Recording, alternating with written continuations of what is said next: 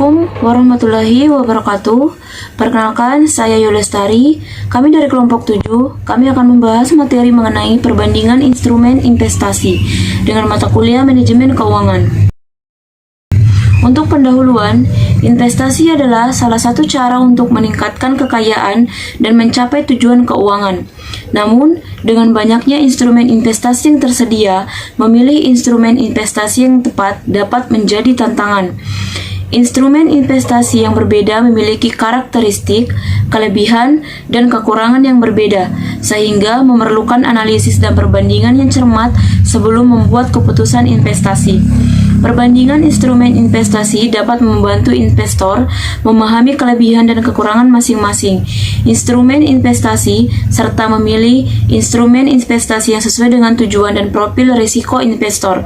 Selain itu, perbandingan instrumen investasi juga dapat membantu investor menghindari kesalahan investasi yang umum, seperti investasi yang tidak sesuai dengan profil risiko, investasi yang tidak diverifikasi, dan lain-lain. Untuk materi selanjutnya akan dilanjutkan oleh teman saya. Assalamualaikum warahmatullahi wabarakatuh. Perkenalkan, nama saya Ulani Dewati. Di sini saya akan menjelaskan slide 4 dan slide 5. Sebelumnya sudah dijelaskan oleh teman saya. Di slide ini ada pengertian investasi, di mana investasi adalah suatu kegiatan menanam modal atau dana dalam suatu usaha atau proyek dengan tujuan untuk mendapatkan keuntungan atau pendapatan di masa depan. Investasi juga bisa berupa penanaman modal atau dalam bentuk uang, barang, ataupun jasa, dan dapat dilakukan dalam bentuk seperti saham, obligasi, reksadana, dan lain-lain. Pengertian investasi ini banyak diberikan juga oleh para ahlinya, dan di sini salah satunya adalah Hartono pada tahun 2019 yang diartikan sebagai penundaan konsumsi sekarang untuk dimasukkan ke aktiva produktif selama periode waktu yang ditentukan. Sedangkan konsumsi yang dimaksud dalam investasi ini menurut Hartono merupakan pemakaian sumber daya yang ada untuk mendapatkan kepuasan atau utility. Selain itu, di sini ada karakteristik dari investasi. Yang pertama ada penggunaan dana, tujuan keuntungan, risiko, dan waktu. Penggunaan dana ini memerlukan modal untuk berbagai sesuatu usaha atau proyek. Tujuan keuntungannya ialah untuk pendapatan di masa depan yang beresiko, itu memungkinkan kerugian atau kegagalan dalam suatu pencapaian tujuan dari investasi sendiri. Untuk waktunya yang ditentukan juga banyak. Yang pertama ada jangka pendek, jangka sedang, dan jangka panjang. Assalamualaikum warahmatullahi wabarakatuh. Perkenalkan, nama saya Dini Pasha Oktami. Nah, di sini kita membahas jenis-jenis instrumen investasi. Itu ada saham, obligasi, reksadana, deposito, kemudian ada SBI, lalu ada emas dan properti.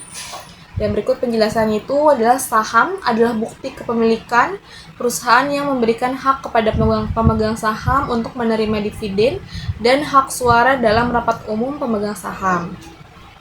Ini dia kelebihannya, potensi keuntungan besar dan likuiditas yang tinggi. Kemudian ada obligasi, itu adalah surat utang yang diterbitkan oleh perusahaan atau pemerintah untuk meminjam dana dari investor. Di sini kelebihannya pendapatan tetap dan risiko rendah.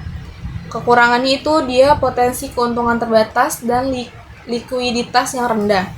Kemudian ada reksadana, itu adalah instrumen investasi yang mengumpulkan dana dari investor untuk diinvestasikan dalam portofolio saham, obligasi, atau instrumen lainnya. Di sini kelebihannya diversifikasi risiko dan manajemen profesional. Kemudian kekurangannya itu biaya manajemen dan risiko investasi. Lalu selanjutnya ada deposito. Itu adalah instrumen investasi yang menawarkan suku bunga tetap untuk jangka waktu tertentu. Kelebihannya itu beresiko rendah dan likuiditas yang tinggi. Kemudian di kekurangannya dia berpotensi keuntungan terbatas dan inflasi. Lalu ada sertifikat Bank Indonesia atau SBI, itu adalah instrumen investasi yang diterbitkan oleh Bank Indonesia untuk mengatur likuiditas pasar uang. Kelebihannya risiko tinggi dan likuiditas yang tinggi. Kemudian di kekurangannya dia berpotensi keuntungan terbatas dan inflasi.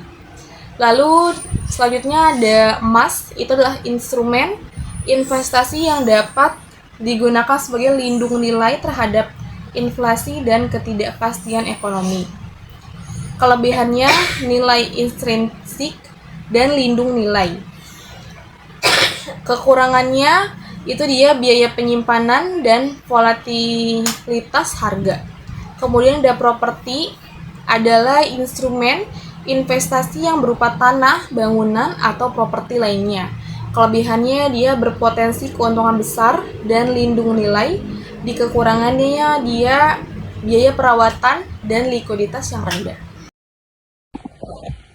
Assalamualaikum warahmatullahi wabarakatuh.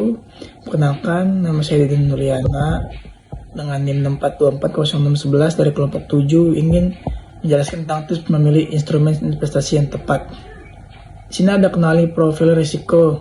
Pertimbangkan apakah kamu siap menghadapi risiko tinggi dengan potensi keuntungan besar seperti dalam investasi saham dan kripto, atau kamu lebih nyaman dengan risiko rendah seperti obligasi. Di sini juga ada tujuan keuangan. Tentukan apakah tujuan investasi kamu jangka panjang seperti pensiun atau jangka pendek seperti membeli rumah. Ini akan mempengaruhi pilihan instrumen investasi yang paling sesuai. Di sini ada yang namanya diverifikasi. Jangan taruh semua telur di satu keranjang. Diverifikasi portofolio kamu dengan beberapa. Nah, di sini juga ada lakukan riset. Sebelum memutuskan, lakukan riset mendalam mengenai setiap instrumen investasi. Perhatikan tren pasar, performa story, dan biaya yang terkait. Ada yang namanya konsultasi dengan ahli keuangan. Jika masih ragu, jangan segan untuk berkonsultasi dengan ahli keuangan. Mereka dapat membantumu membuat keputusan yang lebih tepat berdasarkan profil, risiko, dan tujuanmu. Di sini juga ada jangka waktu investasi ya. Jangka pendek, investasi terbilang pendek durasi atau periodenya dengan hasil retur yang bisa dilihat setelah 3-12 bulan. Jenis investasi jangka pendek juga kerap disebut investasi sementara atau untuk mengamankan dana sambil menunggu peluang investasi yang lain. Ciri investasi jangka pendek adalah harus punya likuiditas tinggi atau mudah dijual kembali. Namun kekurangan investasi jangka pendek adalah punya rentan yang lebih rendah. Jangka menengah. Investasi jangka menengah adalah penanaman modal yang dijalankan dalam waktu yang tidak panjang dan tidak pendek. Umumnya investasi jangka menengah ini cocok untuk memenuhi kebutuhan atau impian Anda dalam 1 tahun hingga 5 tahun ke depan. Seperti reksadana, campuran, serta saham di sektor tertentu. Anda juga harus tahu bahwa investasi jangka menengah memiliki imbalan hasil dan risiko yang tentunya akan lebih tinggi dari investasi jangka pendek. Di sini juga ada yang namanya reksadana. Investasi jangka panjang, tidak semua impian Anda bisa terpenuhi dalam waktu singkat. Contohnya membeli rumah, target dana pensiun, naik haji, menyekolahkan anak di luar negeri, serta berbagai keinginan lainnya. Anda perlu instrumen yang cocok untuk jangka panjang seperti emas, saham, dan properti agar nilai uang yang bertumbuh secara optimal. Di sini ada saran, ada 4 saran. Yang pertama, tambahkan data dan statistik, sertakan data dan statistik yang relevan untuk mendukung analisis dan perbandingan instrumen investasi. Saran kedua, ada analisis lebih mendalam. Lakukan analisis yang lebih mendalam tentang kelebihan dan kekurangan masing-masing instrumen investasi serta faktor-faktor yang mempengaruhi kinerja investasi. Yang ketiga, gunakan contoh kasus, sertakan contoh kasus yang relevan untuk mengilustrasikan kelebihan dan kekurangan masing-masing instrumen investasi. Yang keempat, tambahkan tabel dan grafik. Gunakan tabel dan grafik untuk memvisualisasikan data dan membuat perbandingan instrumen investasi lebih mudah dipahami. Kesimpulan, perbandingan instrumen investasi yang umum digunakan termasuk saham, obligasi, reksadana, deposito, sertifikat bank Indonesia atau disingkat SBI, emas, dan properti. Setiap instrumen investasi memiliki kelebihan dan kekurangan masing-masing serta memiliki resiko dan potensi keuntungan yang berbeda. Saham memiliki potensi keuntungan besar tetapi juga memiliki resiko yang tinggi. Obligasi memiliki pendapatan tetap tetapi potensi keuntungannya terbatas. Reksadana dapat memiliki pendapatan tetap tetapi potensi keuntungannya terbatas. Deposito dan SBI memiliki resiko rendah tetapi potensi keuntungannya terbatas. Emas memiliki nilai intrinsik tetapi memiliki biaya penyimpanan. Properti memiliki potensi keuntungan besar tetapi memiliki biaya perawatan.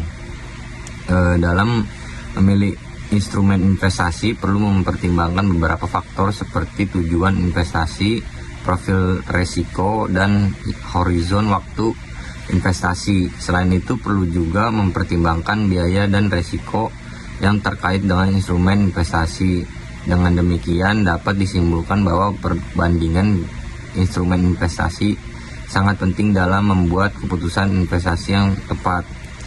Investor perlu memahami kelebihan dan kekurangan masing-masing instrumen investasi serta mempertimbangkan faktor-faktor yang terkait dengan investasi. Terima kasih, mungkin segitu aja presentasi dari kami dari kelompok 7, kurang lebihnya mohon maaf. Assalamualaikum warahmatullahi wabarakatuh.